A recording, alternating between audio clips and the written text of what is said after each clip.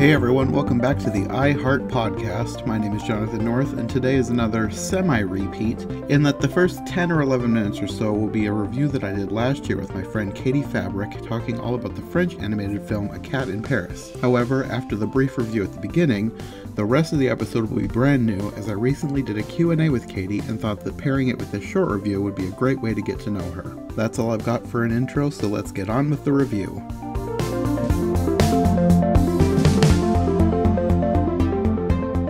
Go ahead and introduce yourself. I'm Katie Fabrick, and I'm a animation student, and 2D animation's kind of like always been a thing in my life, so whenever I see anything 2D animated, it just makes me super excited, and your channel's just so cool. Thanks. So it's a funny story.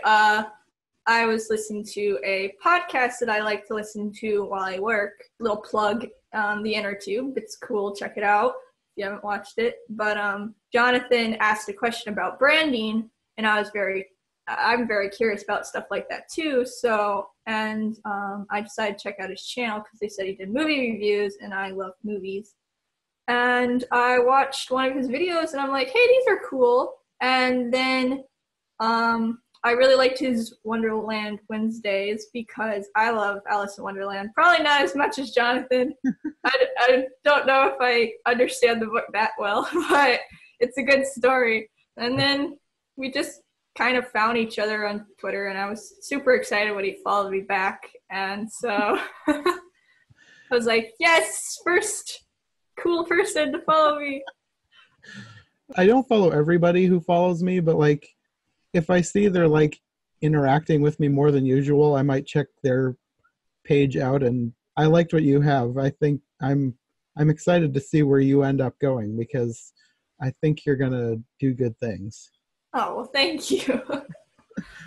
The reason why I probably picked Cat in Paris is because it's traditionally animated, and that always really impresses me because of how much work has to go into it, and it had such a weird style to it. Just felt so French. I was like, this is such a weird but fun movie, and so I just wanted to share it with other people because I thought it was a very different story. So I didn't know what to expect going into this movie, because like the only thing I knew about it was the name, A Cat in Paris, which doesn't really tell you a whole lot.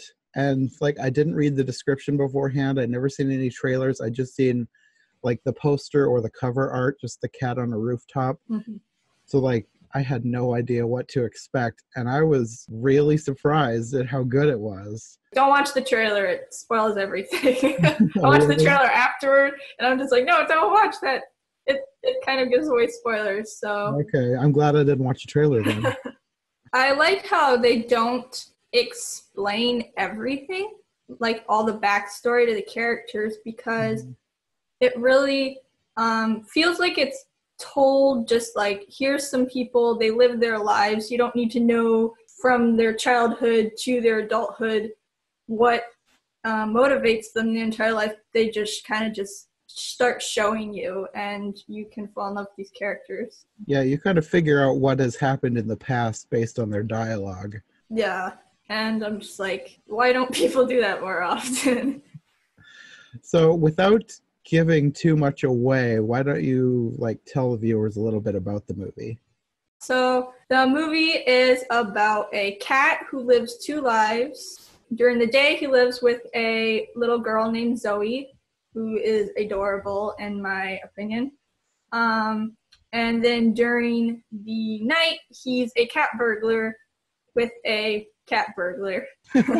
I think that's a really cool premise to tell two stories and connect them. Within the first few minutes, I was already like into it because it was such a unique premise, this cat living a double life. But then, and I'm not going to like go into any spoilers or anything, things kind of take a turn, and there's like this whole backstory that starts coming up into the forefront and starts mixing the two lives that the cat has together with it's hard to talk about without like ruining it. Yeah. I really want people to go into this not knowing anything, because that's how I went in. And it's just like, it's such a nice surprise when you start discovering what this is about. It's a really hard to talk about movie because you're just like, I don't want to spoil it for you because the story's so well laid out, and if you say one thing, you might spoil the whole story, and so it's such a well-written, unique story. And I really like the style as well, because it's very unlike a lot of American films. Like, I think American films borrow a little too heavily on the Disney style sometimes. And I'm not knocking Disney. I love Disney and I love Disney's style, but like, I like there to be a variety, and I like that this one was just so different. Like, very stylized. You could tell that it was based on like a specific person's artwork, and it was like that those drawings were brought to life. Yeah, in an article I read, the storyboard artist would storyboard each scene, and they would just enlarge in that and just animate from. He would almost animate the whole thing, and they just fill in the gaps, kind of. I think I can tell that because it's, I don't want to say it's like not polished, because it is polished, but it's sort of, I don't know, it feels more like a rough drawing than like drawings come to life. And I really like the style. Yeah, I love the fluidness when they oh yeah, like going across the rooftops. Yeah, it's just like, it's not realistic, but it's so cool. I know, and the way the burglar like does his flips as he's like escaping or going into houses, and it's so well done. It's just, I love the style of this movie. Hey everyone, I just wanted to jump in here and give you a quick spoiler warning. We really wanted to talk about some really specific things from the second half of the movie, so if you haven't seen this film and you're very spoiler averse, you may want to skip ahead about 3 minutes. If you don't mind hearing about a couple of minor twists, then feel free to keep listening. One thing that I really like about the story is how childish the villain is. I kind of feel like the story is told from Zoe's perspective, because the villain is extremely childish whenever he's not around Zoe. Like, he'll splat quiche in the guy's face. But whenever the story progresses and Zoe becomes more like connected with the villain, he begins to get more like impulsive and violent, because it's something that she actually experienced. It's kind of like a childish view of the story, because like the cat burglar, he isn't shown as a bad guy, he's shown as a good guy. I think maybe that's because maybe they just wanted you to root for him. But in Zoe's eyes, he was a good guy. Aside from like stealing people's jewelry, he was good. I kind of wanted there to be like a little more focus on that. It seemed to be glossed over at the end. It was just like, well, he saved the little girl, so all is forgiven. But like, true. at the beginning, he was robbing people's houses. So, I mean, forget the jewels. Forget the jewels. I mean, I guess if he totally is 100% for sure reformed, I guess I'm okay with it. But like, as long as he doesn't go back into stealing from people again. Yeah. Like one wallet a day. One thing that I really liked was the nanny, the housekeeper, the person who took care of Zoe. Like, at the beginning, I wasn't really sure what to think of her, because she seemed so nice, but she was mean to the cat. Like, I really liked how she was totally accepting that Zoe would keep the little dead lizards that the cat brought in. Like, most people would be like totally disgusted. Like, I guess I would be totally disgusted if a kid was dragging around dead lizards. But like, to me, that kind of shows that the kid is like curious about nature.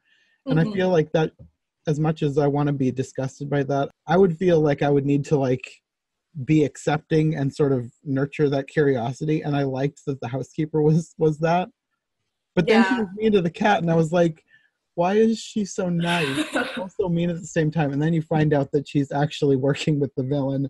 And I guess that made sense. But I did like that twist. Like, when you hear her talking off screen, my jaw dropped. I was like, oh my word. The housekeeper, she's been spying on them this whole time. Don't trust her. I thought that was such a good twist. There were so many twists and turns in this movie. It was so good. This is an animated movie I would pretty much recommend for anybody. Yeah. Guys make twists and turns as the fluid animation of the cat burglar. Yeah. Okay, so I guess that's going to be all for this episode. Do you want to tell people where they can find you online if they want to follow you? Yeah, sure. I'm Katie Draws Things at Twitter. I'll have a link to your Twitter down below if anyone wants to look you up. I usually post art and silly little tweets, I guess. So yeah, so check her out. Like I said in the intro, this review is just the beginning of the episode. I recently had Katie back to record an episode for a series I'm doing for the podcast all next month. More on that later. And while I had her here for that recording session, I thought it would be fun to do a little interview with her to let listeners of the podcast get to know her a bit better. Okay, so to start with, why don't you just tell us a bit about yourself? Where do you work? Do you have any pets, hobbies, things like that? So I'm Catherine, aka Katie. I like that. That's my nickname. I've been drawing all my life, and that's what I still do. Hopefully for a living soon. My hobbies are making stuffed animals for people and playing video games, watching movies, watching television, loving animation. I do have pets. I am, however, allergic to animals, so that's not good. But yeah, I have 4 cats, 2 dogs. We have cows and chickens and ducks. Oh, cool. Oh, and I have a rabbit. Her name is Loki because she is one mischievous little thing. Do you live out in the country, like on a farm? Yeah. Okay. I sort of grew up on a farm, but we didn't have animals or anything. Mm-hmm. My family raised mushrooms, which is a very weird farm to grow up on. But mushroom farm, that sounds, yeah, that's good. Hobbits love you. So, what is your favorite movie? Ooh. So many. One of my favorite movies, I can't really pick one, but one movie I've been watching since I was 6 months old, when I taught myself how to load up a VHS tape. What is Tarzan? Disney's Tarzan. I've been watching that movie all my life. I adore it. I love the songs. I love the animation. I don't care if there's 3D in there. So that's just one of my favorite movies. I love it still. I cannot find a fault in it. So, Okay. Yeah, I like that one too. I haven't watched that in years. That'll be one I'm looking forward to once I get there in my rewatching through the Disney canon. I love the soundtrack to that one. Yes. So what is your favorite TV show? Like, it could be something in the past or maybe something you're watching now. For animation, one TV show that I adore is Kim Possible. Okay, yeah. I would watch that movie whenever I went on. I didn't have cable growing up, but whenever I went on vacation, we'd stay at a hotel, and I would wake up super early to watch Kim Possible while I was waiting to go to the zoo or wherever we were going on vacation. And I wanted a naked mole rat when I was a kid because I thought Rufus was adorable. And then I saw a real naked mole rat, and I'm like, you know what? Never mind. Yeah, I feel like Rufus is a big exception. The rest of them are really hideous. Yeah. This next question is probably a bit redundant, but your favorite Disney movie? I'm assuming you're going to say Tarzan. Well, I'll pick a different one since I love Disney movies. Another one I really like is Pinocchio. I think that movie is beautiful. Jiminy Cricket is great. The song he sings at the beginning is great. It's one of the only opening credit scenes I wouldn't fast forward through as a kid because I wanted to get to the movie. But I liked Pinocchio. I liked the I Got No Strings on Me scene a lot when I was a kid. Monstro didn't scare me when I was a kid, so turning into a donkey scared me when I was a kid. I was like, I don't want to turn into a donkey. Yeah. I recently, like last year, I rewatched this one with my cousin so we could do our review on it. Mm-hmm. We both did not remember how traumatizing that it was. Like, I didn't remember it being traumatizing at all because we had it when I was a kid. I watched it a lot. Yeah. I watched it and I was like, I don't know if I'd show this to a little kid. That donkey scene, that was like nightmarish. Yeah. I was like, no. And the bad guys, the bad guys all basically get away with being bad guys. None of them get any sort of comeuppance. It's like, wow, I did not remember this being this dark at all. Yeah, but it's just a beautiful movie. I can watch that one so many times. When they like Snow White and Bambi, those are just some of the most beautiful Disney movies. Oh, definitely, yeah. The first 5 that he did before the war era, they're beautiful, really amazing. What is your favorite Pixar movie? I might have to go with WALL-E. I love WALL-E. That's mine too. Yeah, I love that movie. I love movies that can convey a lot of story without having much talking to it. Yes. And WALL-E just hits the nail on the head, so I was just like, you just fall in love with that adorable little robot. Yeah, Pixar is so good at that. Yeah. Who is your favorite Disney character? If I'm going original, I would have to say Donald Duck. I'm not original in that at all, but if I was to say, like, when people mostly think of Disney movies, I'd have to say Mushu. I love Mushu. Okay. Yeah, of the original Disney characters, Donald's my favorite too. Yeah, he's great. Yeah. Who is your favorite Disney princess and or prince? Either or both, whatever. My favorite Disney princess. I do really like, okay, the name just flew out of my head. Hang on one second. Come back. I like them all. They're my childhood. I watch Cinderella most out of my Disney princess movies, so I'll pick her. But my favorite Disney prince is Naveen from Princess and the Frog. Okay. I really like him.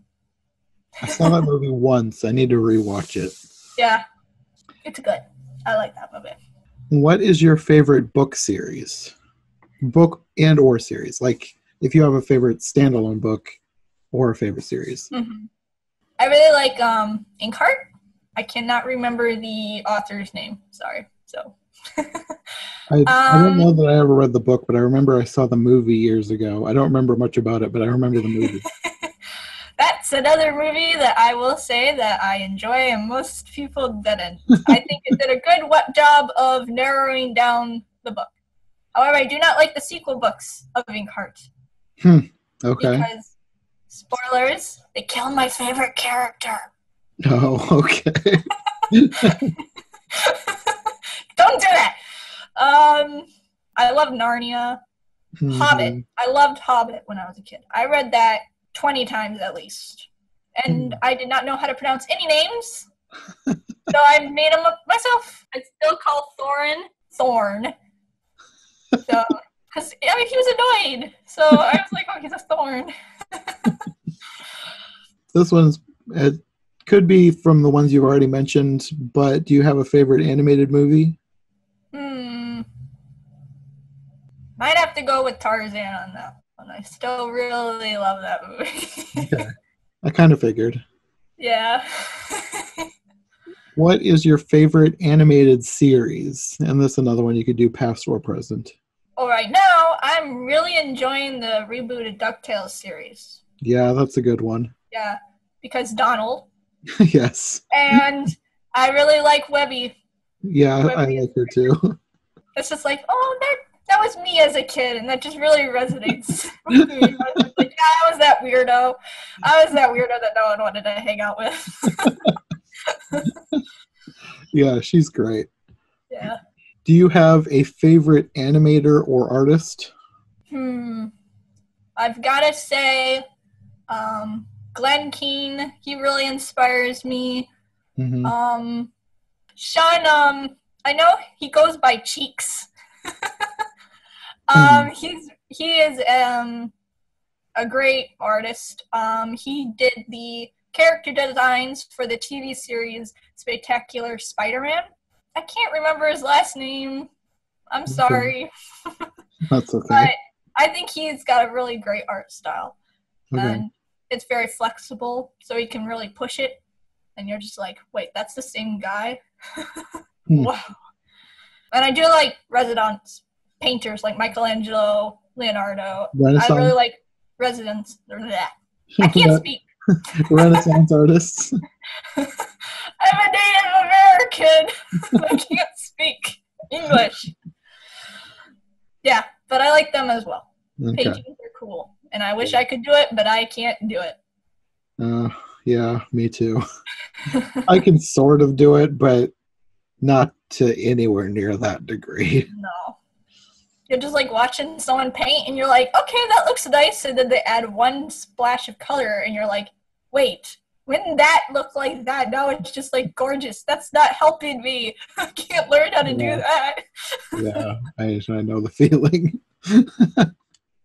What was your favorite cartoon growing up? Like I said, I liked Kim Possible. I also liked oh wait, that wasn't animated. Oops. Oh, Arthur. I watched Arthur a lot. Oh yeah. Arthur was great. I watched a lot. I forget about that, but yeah, that was like a staple in our house. Yeah. I was like, oh yeah, Arthur. I watched that all the time. I like watched every episode as a kid. And I didn't even have cable. I would rent it from the library. And it's hard to rent Arthur from the library. It was just on PBS. We only had like 5 channels when I was a kid, but PBS played Arthur, so we got that. Yeah. This next question, I think you've already answered it, but I'm going to ask it just because I think it's kind of ironic that I already had this listed as a question to ask people. The first animated movie you remember watching. Well, I've talked about Tarzan. Yes. But another one I watched was Disney's Hercules. Okay. And I know that one has a bad reputation. I admit it's not the best Disney movie. I really loved it as a kid. It was one of the first DVDs we owned, but I was scared of the Hydra. Mm-hmm. But I loved the movie, so I'd still watch the movie. But every single time the Hydra showed up, I'd run away crying, "No, Hercules bites!" And so now we don't call that movie Hercules anymore. We call it Hercules Bites to my family. That's great. Yeah, I really like that movie too. I feel like it's kind of a little underrated nowadays, but yeah. I really liked it. The character designs are really solid, and I like how they try to veer away from the original Disney style. Mm-hmm.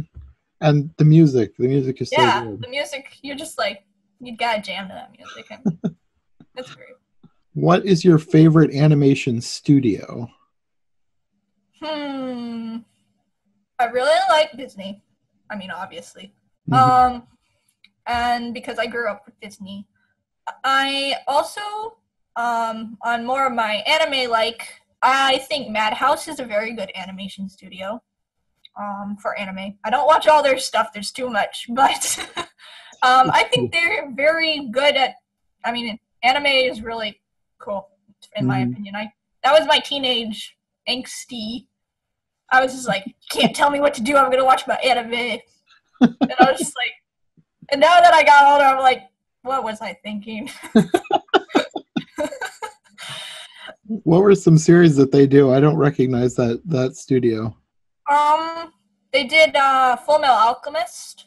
Okay, I recognize that title. That one's really good. It's dark. Don't watch it around your kids. They did another series. It was a short series called Death Parade. It's Haven't heard of that one. about what it sounds like.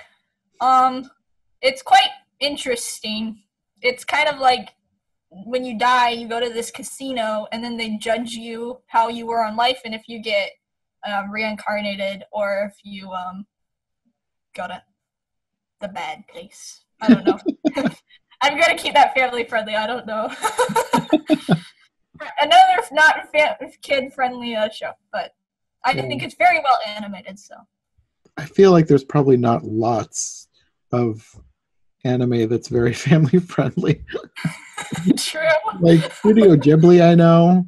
Studio Ghibli is great. You know what? I take that back. Studio Ghibli is yeah, I love Studio Ghibli. I love Studio Ghibli. I think there was one movie I didn't enjoy of Studio Ghibli, which was done by his son. It was some dragon movie. Legend of Earthsea. Was that it? Probably. I don't remember. I just remember the bad guy's name being Cobb, and I couldn't take that seriously. Yeah, that one's like probably the most forgettable one. I watched it once and I haven't watched it again, so it probably would be my least favorite too. I don't remember disliking it, but I remember reading that everyone hated it because it was so different from the book. Like they changed practically everything about it from the book. For the most part, I love their films. They're beautiful. My last question is, what is your favorite obscure animated movie? Something that a lot of people don't really know about. I'm a big fan of Cat in Paris, as I've stated on your channel before. I also like their Phantom Boy. That's a good one, too. I still need to see that one. Yeah. I feel like there was one, but I guess it's so obscure I can't even remember it, so... Well, I feel like most people won't have heard of Phantom Boy, so I think that counts as a good obscure anime. Okay, well, I think that's all my questions. Cool. Now no one will trust my movie tastes. Because I like all the hated Disney movies. People need to just let people like what they like. Right? Yeah. Thanks again to Katie for joining me for this episode. I'll have a link to her Twitter in the description below if you're interested in seeing more from her. She's a really great artist and it's always fun to see any new drawings she's working on. As I teased earlier, Katie originally joined me to record an episode of the podcast for next month, and the first episode of that series will be coming next week. The next episode will be the beginning of a month-long project every week in May celebrating my favorite Disney film, Fantasia. May is my birth month, and as the next movie in our Disney movie marathon is Fantasia, I thought it'd be fitting to celebrate both at once. So I'll see you next week when my cousin Sarah will be joining me to talk about the original Fantasia film, and I'll have more details on the rest of the series in that episode. I'll see you then. Thanks for listening.